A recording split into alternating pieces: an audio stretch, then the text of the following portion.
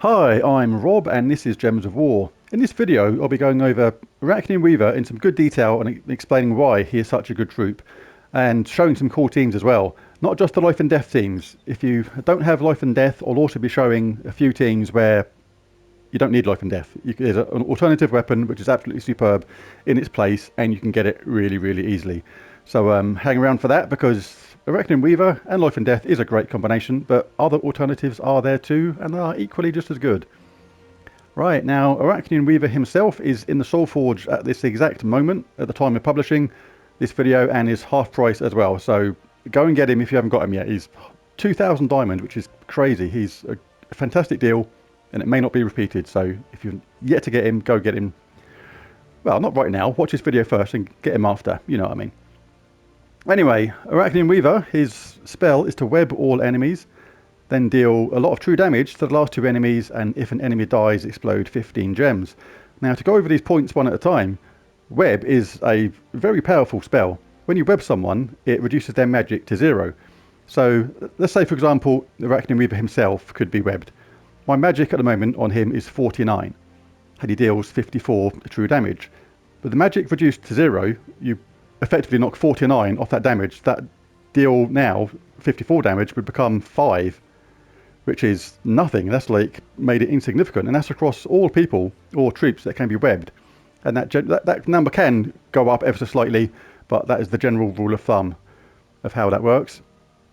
And if the enemy dies, explode 15 gems. The important part of that is you want to cast him second if you can, because if you cast Arachnaean Weaver first and then you kill someone with life and death, you're not going to actually get the explosion. It sounds obvious, but it's amazing how many people miss that.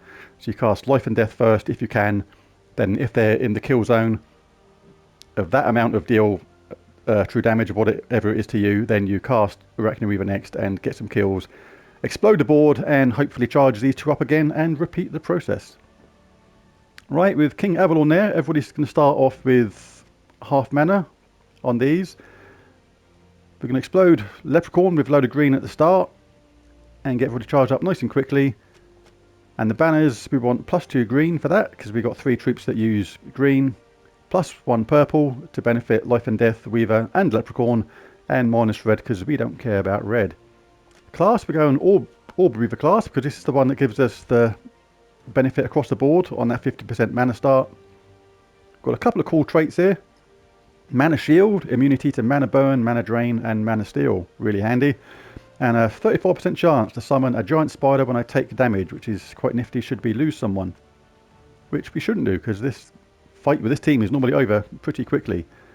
The talent trees are important. Haunted Weave, we want that. Web a random enemy when I summon a troop, which we're going to do a lot if we lose a couple of people.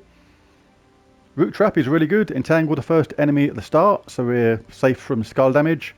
Nature's Aura, we want a Leaf Storm at the start, which is really handy.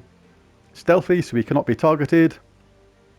Elven Sentries, all elves gain 1 magic and attack at the start. There's only 1 point on Life and Death and Arachnaean Weaver, but you'd be surprised the amount of times that 1 point was the point which got the death or got the kill sort of thing. And Rising Shadows, a 7% chance to assassinate the last enemy when another enemy dies. All fairly decent traits, so let's get it going. Let's do some P versus P. Not on a bomb team. Skeleton Key team will do. So if there's plenty of green there at the start, we'll take any available 4 matches if they're available. But there's not, so we're going to explode green, which is going to do a lot of charging for our entire squad. Now we've got Life and Death and Arachnaean Weaver charged up at the same time. Right, now you have a look at the last 2. Oh, sorry, I don't need to do that. We've got they've got a barrier, so the first impact on them is going to be ignored, and 98 on the second one. And Life and Death does 44, and Arachnaean Weaver does 55, so that's 99. So we've actually got enough to kill that enemy. This is what I'm saying about casting them in the correct order. So we do Life and Death first, and now we can do Weaver. Kill an enemy already, get a big explosion, and we've already got Weaver charged up again. Now this is where web is so important because Skeleton Key is usually pretty powerful, but with that magic reduced to 0, it's now deal 3 damage to the first and last enemies, which is I think we can take that. So we'll just hit him with that again, just for good measure. We could have waited 1 or 2 rounds for life and death to be charged up. That probably would have been a bit better. But it's still going to work.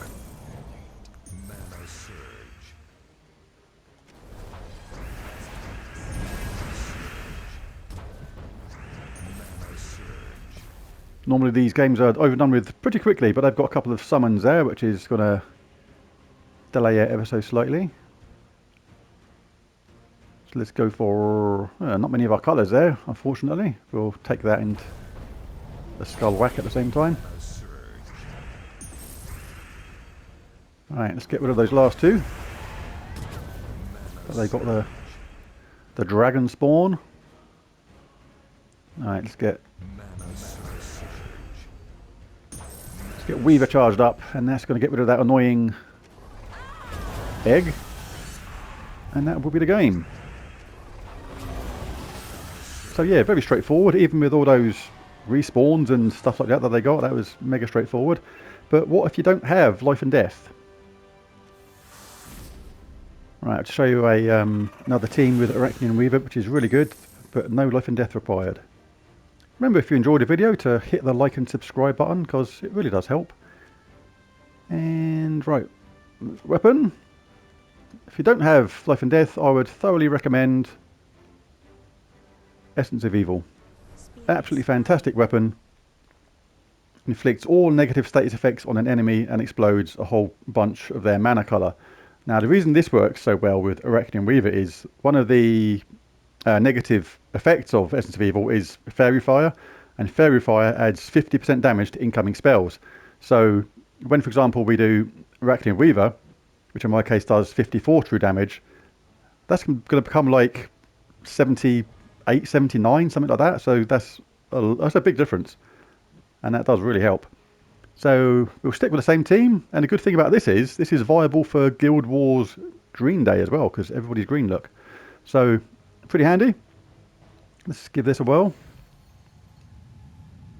Similar idea to the first team I showed, but in this case we're going to try and put Essence of Evil on someone first, probably someone 3rd or 4th if you can, to get that extra damage from Arachnaean Weaver. We'll still blow up Leprechaun first. Now that's handy. Now I should be able to show more accurately now what I mean about the effect of web. Like someone like Lust here isn't affected by web, even though it doesn't say they're immune to web. They effectively are, because you can reduce their magic to 0, but it makes no difference to their spell whatsoever. When it's written in all black like that, nothing can be changed, so that spell is unaffected by web. But this one though will be. So life and death, if it gets affected, he's got 45 magic, but the spell is to steal 46 life from the last 2 enemies. So with 0 magic, they can be doing something like 1, still 1 life. You may get it to, plus still 3 life or something like that, because they may get benefits from traits and things like that, but it's going to be monumentally less than what it is now. So let's cast Weaver and see what it does to them. So let's have a look at their magic now. Like that's the same, even though, like I said, the magic is nothing. And yeah, steal 1 life from the last 2 enemies. Life and death has been made irrelevant by that spell. Right, we'll grab that, see if we can get any green drops, because we need green for our explosion, but there's nothing really near the middle. And a little tip here, like even though it may not look very good sometimes on the explosion, because there's only 4 green on that side and a couple on this side, it's what's around them that's important. We've got purple around it and brown. Actually, we don't care about brown now because we're not life and death anymore. But there is purple around these ones, so we will still get a decent amount of green from that explosion. And you can get a lucky cascade afterwards as well. Now we'll cast this on someone that's irritating. We'll put it on the last Lust. Grab any extra 4 matches which come available. Now this is going to kill the enemy in last place, which is charged up Arachnaean Weaver again, so now we can get rid of life and death in pure safety. And now we'll put Essence of Evil on Lust, because we don't want her doing her annoying spell. Grab that just because we can. Let's got rid of that one. Now we've just got a frog to deal with, which is not going to be an issue. Right, so that is a very, very good alternative if you don't have life and death. And I'll show now just a second alternative to... There's a little bit of a twist on the first team, really, which I really, really like. So we'll just edit this. You can leave this as Essence of Evil if you wanted to from this, because what I'm going to do here, I'm going to change King Avalon. Let's pretend you don't have a King Avalon. What would you do? We're going to stick in good old Queen Bee.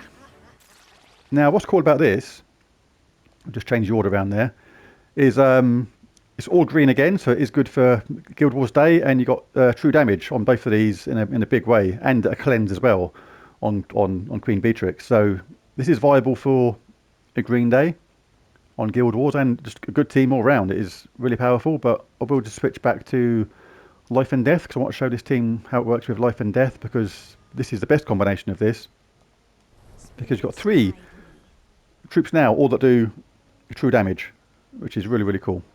Alright, we'll stick with the same banner. And the same tactic will apply that was in the first game. Basically, we're going to try and wipe out the last couple really, really quickly.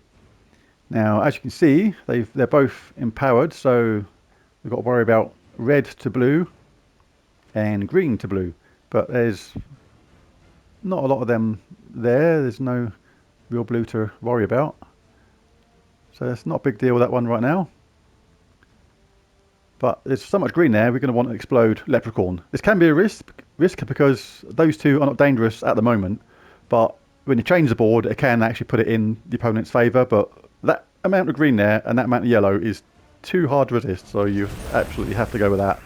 And if you get some bad luck, you get some bad luck. You have to just accept it. But that has worked out very much in our favour. Now here, it's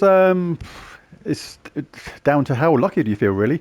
You can cast Beatrix first and get some true damage on all of these, which, if you're lucky, you'll get Beatrix get an extra turn back, because part of her spell is to have a 40% chance to get an extra turn, and she may get a full match anyway, and then you get an extra turn regardless. So that can work out that way. But you can actually web all the enemies with Arachnaean Weaver instead, which is the safe bet, I suppose.